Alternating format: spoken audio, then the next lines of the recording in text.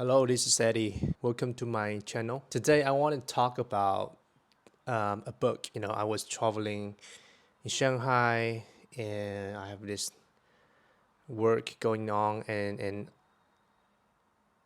there's a bookstore, a beautiful one. So, I just went there and I saw this book. It's called The Courage to Be Disliked. And it hits me. It hits me really hard. The courage to be disliked.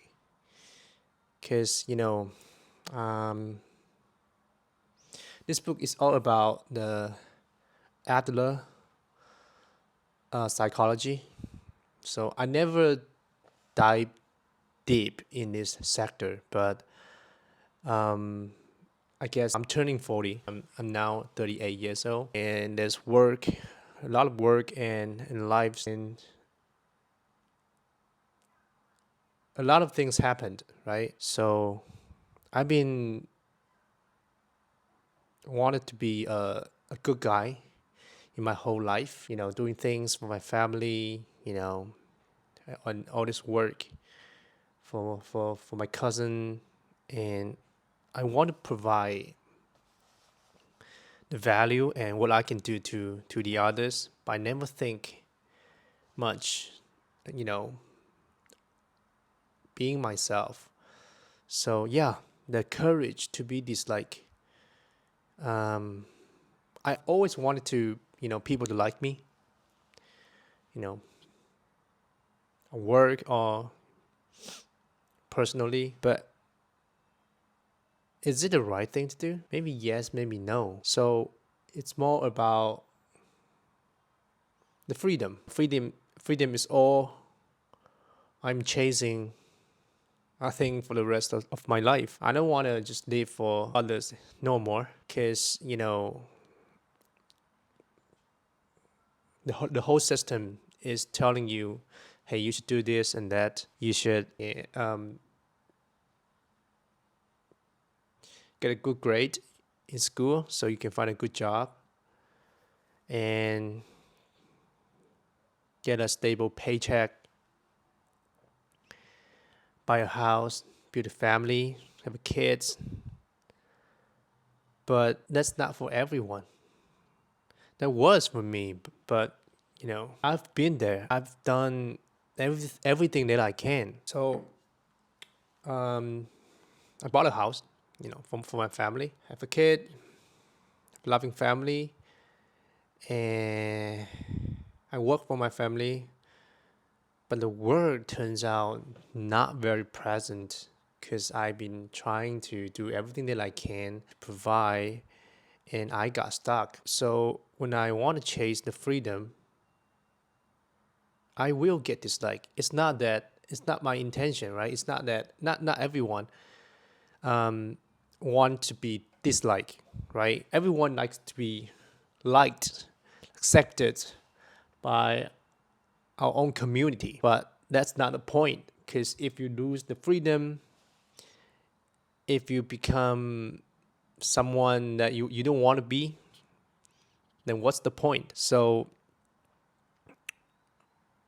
it's about self recognition. And the book said your happiness is what you choose. It's what you chose. And God, that hits me also. And the unhappiness comes from every unhappiness is comes from that relationship. It's how you interact with people. And that's so true. So let's say if you're not happy in your work, you know, you think your boss was crazy, you can just, leave or whatever, you know, to improve your happiness level, I would say. So also lifestyle is also a choice. You can choose what life that you want, but it's just in Chinese society, you cannot just do that. It's a big difference between Western and Eastern culture. So sometimes you have to adapt and you know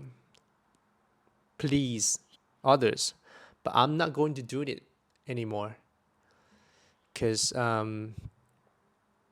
there's one beautiful quote. The first half of life, it's about becoming who you need to be to survive. The second half is about unrevealing everything that no longer aligns with your soul's purpose. That's not a midlife crisis, it's a rebirth. So, yeah, I think I already, enter or get ready for my second,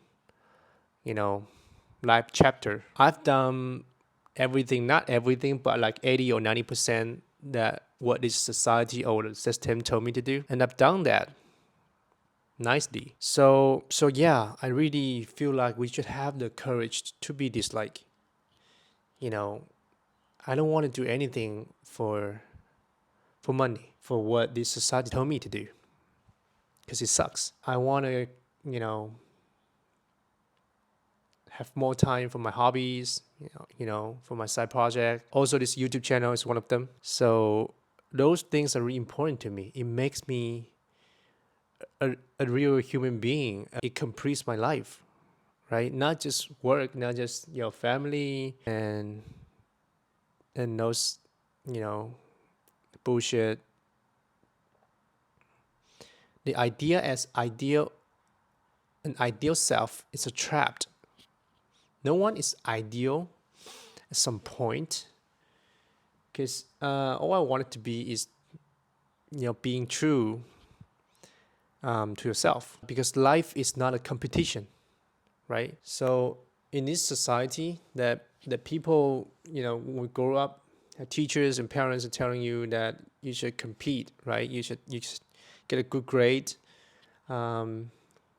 in at school, and you should earn more money than others, and they accept this concept in your brand, so they can so you can work better and faster.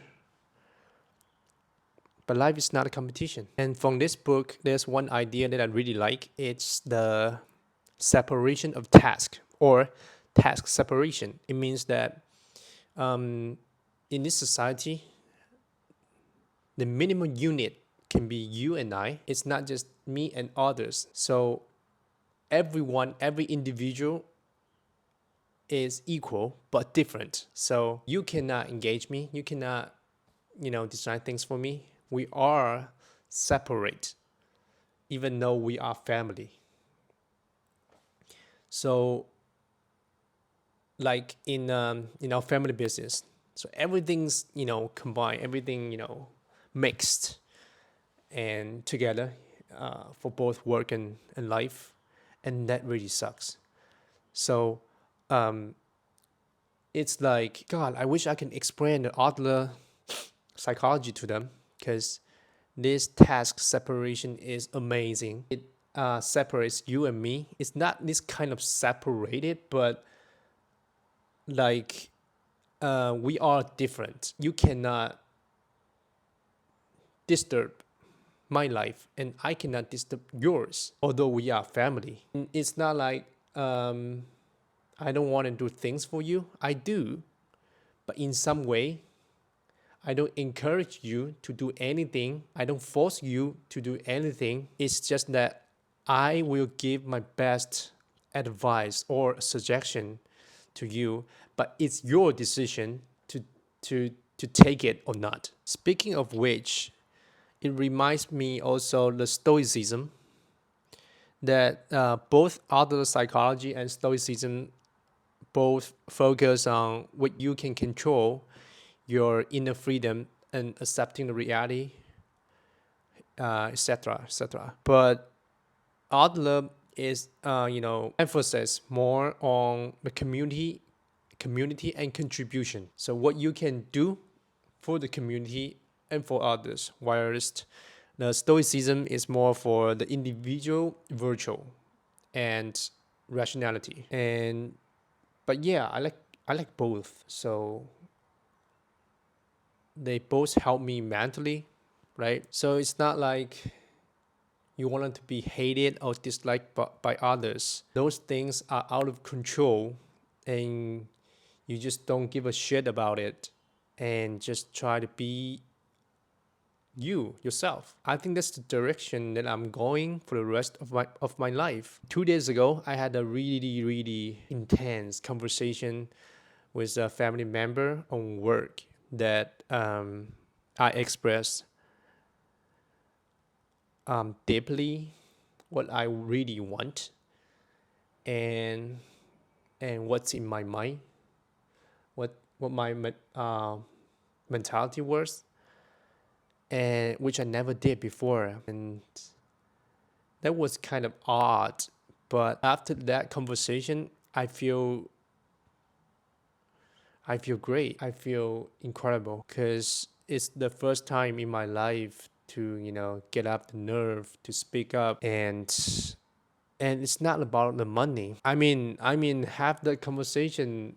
I would have the risk to lose my job or something like that, but I'm not regret because if you don't do that, you're gonna get stuck there forever. So yeah, this concept, the courage to be disliked, is what I want to share today. So um, that's it. I'll see you on the next one.